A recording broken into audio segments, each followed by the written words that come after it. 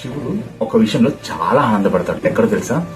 శివుడు అంత ఆనందంగా, అంత పరవశించే ఆనందం ఎక్కడ దొరుకుతుందంటే, నువ్వు నందీశ్వరునికి అభిషేకం చేసేటప్పుడు, నందీశ్వరుని పూజించినప్పుడు, నందీశ్వరునికి అలంకరణ చేసేటప్పుడు శంకరుడు చాలా ఆనందిస్తాడు. నా నందికి అద్భుతమైన అభిషేకం జరుగుతుందని చెప్పి చాలా సంబరపడిపోతాడు, చాలా పరవశించిపోతాడు. ఎందుకంటే శివుడి యొక్క వాహనం నందీశ్వరుడు. శివుడికి మనసుకి, తన గుండెకి దగ్గరగా ఉండే ఏకైక వ్యక్తి ఎవరు అంటే అది నందీశ్వరుడు.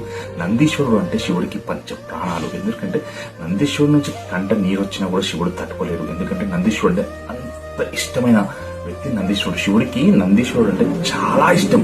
ఎంత ఇష్టం అంటే మనం మాటలు చెప్పలేం. తన వాహనమే నందీశ్వరుడు అంటే మన శివుడికి నందీశ్వరుడు అంటే ఎంత ఇష్టమో మనం ఏ మాటలు కూడా ఊహించలేం, అంత ఇష్టం. అలాంటప్పుడు నువ్వు నందీశ్వరునికి అభిషేకం చేస్తుంటే శివుడు ఎంత పరవశించిపోతాడో ఇక్కడ తెలుస్తుంది మనకి. నందీశ్వరునికి అభిషేకం చేసేటప్పుడు నీకున్న దోషాలు, పాపాలు ఏవైతే ఉన్నాయో అవన్నీ తెలుపుతాయి. ఇంకొకటి ముఖ్యమైన విషయం ఏంటంటే, నువ్వు నందీశ్వరునికి అభిషేకం చేస్తుంటే శివుడికి చాలా దగ్గరగా అవుతావు. శివుడి అనుగ్రహం నీకు చాలా తొందరగా దొరుకుతుందని ఒక సూచన. నందీశ్వరుని యొక్క గొప్పతనం, శివుడి యొక్క గొప్పతనం.